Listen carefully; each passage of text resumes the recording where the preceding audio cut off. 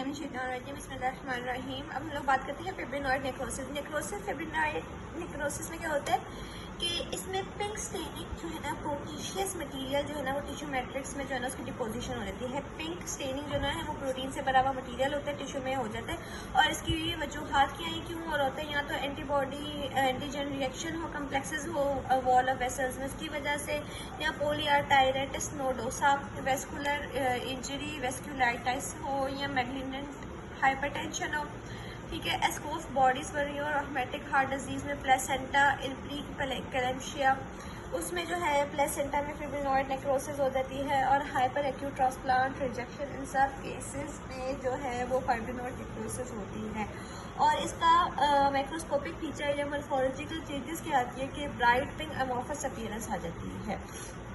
ठीक, फिर हमने ये कर लिया हुआ है, ठीक है। नेक्रोटिक फिब्रिनॉइड नेक्रोसिस में क्या है, necrotic material appears similar to the fibrin and is not fibrin. Fibrin की तरह होता है लेकिन ये एक्चुअली फिब्रिन नहीं होता। ठीक, उसके बाद हम आते हैं एपोप्टोसिस पे। What is apoptosis? एपोप्टोसिस वो सेल डेथ है जिसमें, ठीक है, ये सेल है, ठीक है, सेल की वो सेल डेथ है जिसमें सेल जो है ना वो एंजाइम्स एक्टिवेट करता है ताकि वो खुद जो है ना वो उसमें डीएनए जो होता है उसके न्यूक्लियर में वो उसको डाइजेस्ट कर दे और न्यूक्लियर और साइटोप्लाज्मिक प्रोटीन्स को, इन सब को डाइजेस्ट कर दे। उस प्रोसेस को हम लोग एपोप्टोसिस बोलते हैं। Apoptosis is program cell death, ठीक है, ये प्रोग्राम सेल डेथ होती है। इसमें अब क्या होता है कि एपोप्टोसिस में जो है ना, अब ये जो सेल मेम्ब्रेन है, ठीक है, ये भी सेल मेम्ब्रेन ने बनाई हुई है, इसके जो है ना फ्रेगमेंट्स, एपोप्टोटिक बॉडीज़ जो हैं वो मतलब ब्रेक होती हैं और ये जो है ना इसी की वजह से फ्रेगमेंट्स बनते हैं एपोप्टोटिक बॉडीज़ के। प्लाज्मा मेम्ब्रेन इसकी इंटेक्ट रहती है, लेकिन जो मेम्ब्रेन में अल्टरेशन इस तरह होती है कि उसके फ्रेगमेंट्स, ठीक है, उसमें मेम्ब्रेन के फ्रेगमेंट्स, छोटे छोटे फ्रेगमेंट्स जो है ना वो एपोप्टोटिक बॉडीज़ बनाते हैं। अब एपोप्टोटिक बॉडीज़ जो है ना बहुत एडिबल होती है, मतलब फैगोसाइट आके उसे फौरन से डाइजेस्ट कर लेता है। फिर डेड सेल्स, ठीक है, और जिसको फ्रेगमेंट्स हैं और उनके और उसके जो है ना थोड़े से सेलुलर कंटेंट्स की जब लीकेज होती है तो जो सेल डेथ है ना, मतलब उसके सेलुलर कंटेंट्स की थोड़ी सी लीकेज होती है, क्योंकि एपोप्टोटिक बॉडीज बन रही है ना, कोई एक सेल की लीकेज नहीं हुई जिसकी वजह से इन्फ्लेमेशन हो, सेल डेब्रिस हो, तो एपोप्टोटिक बॉडीज बनी तो फाइगोसाइट आके उसको खा जाएगा, तो इसमें इन्फ्लेमेशन नहीं होती है।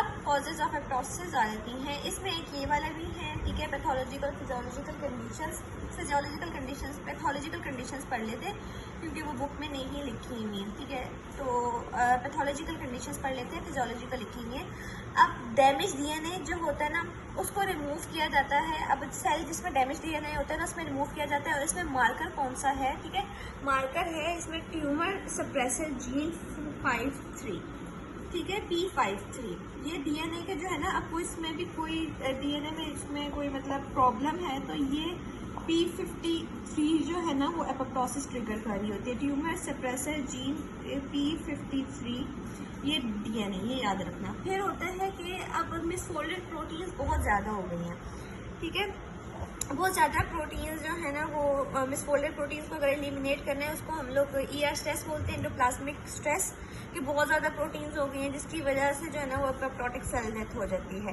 फिर वायरल इन्फेक्टेड सेल को हम लोग किस तरह मारते हैं कि या तो ये वायरल इन्फेक्टेड सेल्स जो है ना, या तो वायरस से एपोप्टोसिस इनकी होती है कि एपोप्टोसिस हो रही होती है, कैसे होती है, या तो वायरस उस एपोप्टोसिस को इंड्यूस करवाता है, या ठीक है, या तो वायरस एक पैथोजन आया हुआ है उसने इंट्रोड्यूस करवाया एपोप्टोसिस, या फिर जो ह्यूमन का जो है टी लिम्फोसाइट्स का रिस्पॉन्स है वो एपोप्टोसिस करवाता है, ठीक है। फिर elimination of neoplastic cells, rejection of transplant, ठीक, जो टी सेल्स मीडिएटेड मैकेनिज्म है, ठीक है, अब वो रिस्पॉन्सिबल है एपोप्टोसिस इन ट्यूमर और